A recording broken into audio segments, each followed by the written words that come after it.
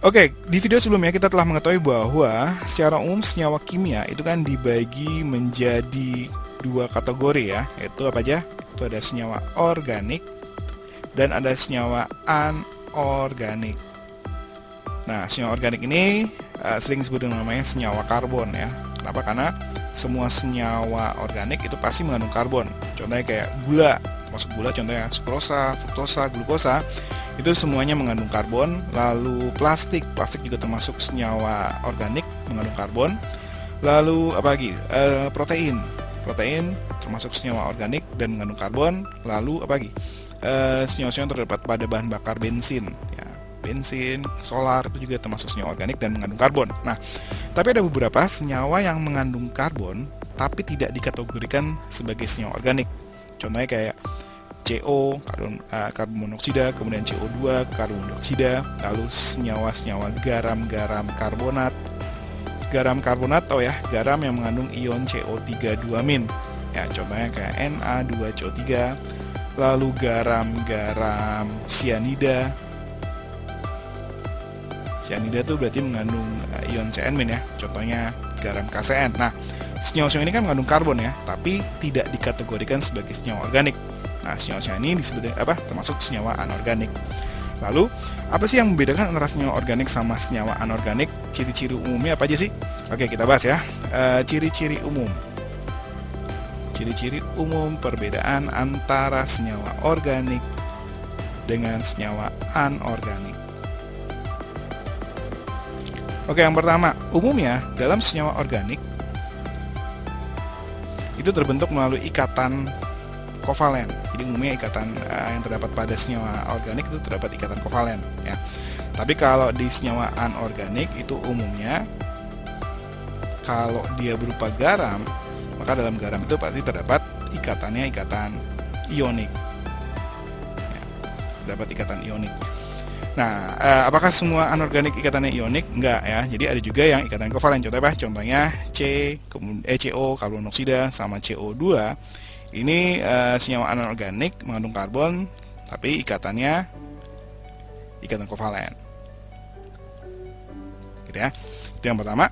Kemudian yang kedua, lihat dari sifat fisiknya, itu titik leleh dan titik didihnya. Nah, biasanya kalau senyawa kovalen sama senyawa ionik itu titik didihnya lebih tinggi pas senyawa ionik gitu ya. Maka karena senyawa organik itu umumnya ikatannya kovalen, maka titik leleh titik didihnya itu rendah. Ya. Jika dibandingkan senyawa anorganik, kalau anorganik itu kan terdapat ikatan ionik biasanya memiliki titik didih atau titik lelehnya itu tinggi ya. Kalau garam itu tentu titik lelehnya kan tinggi ya, apalagi titik didihnya itu pasti lebih tinggi lagi ya. Kemudian yang ketiga, senyawa organik itu kan terdapat ikatan kovalen. Nah, umumnya senyawa organik itu larutnya dalam pelarut-pelarut yang nonpolar. Pelarut nonpolar apa aja sih? Contoh kayak kloroform, kemudian CCl4 gitu ya. Jadi kalau senyawa organik umumnya larutnya dalam pelarut yang nonpolar. Tapi kalau senyawa anorganik itu karena ikatan ionik umumnya dia larut dalam pelarut yang polar. Contoh pelarut umum yang polar apa sih? Air ya. Jadi umumnya bisa larut dalam air ya. Nah, itu ciri yang ketiga. Kemudian ciri yang keempat, senyawa organik itu biasanya tidak tahan atau tidak stabil terhadap pemanasan.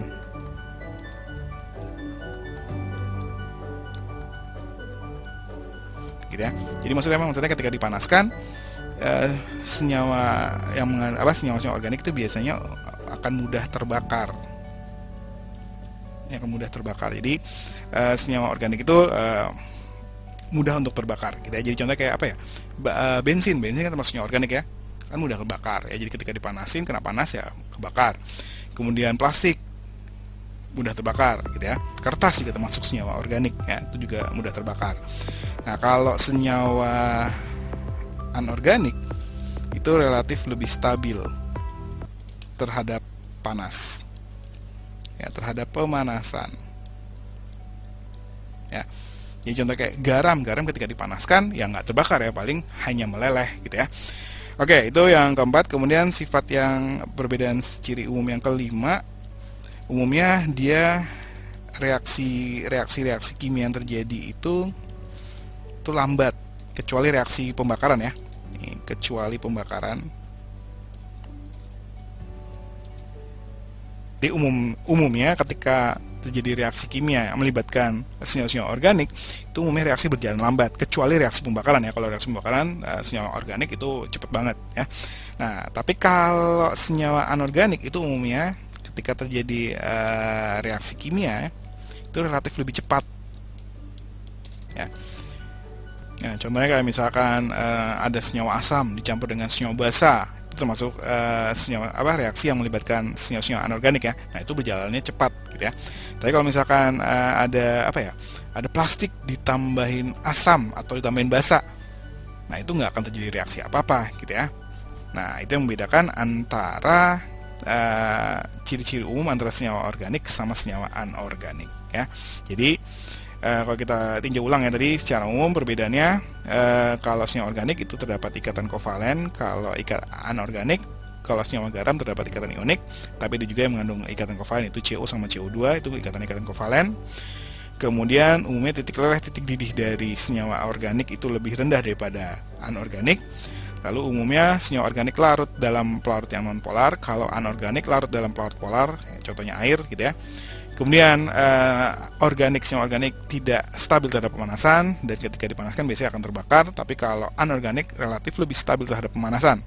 Lalu yang berikutnya, senyawa organik umumnya reaksi kimianya berjalan lambat ya, sedangkan kalau senyawa organik itu relatif lebih cepat daripada organik.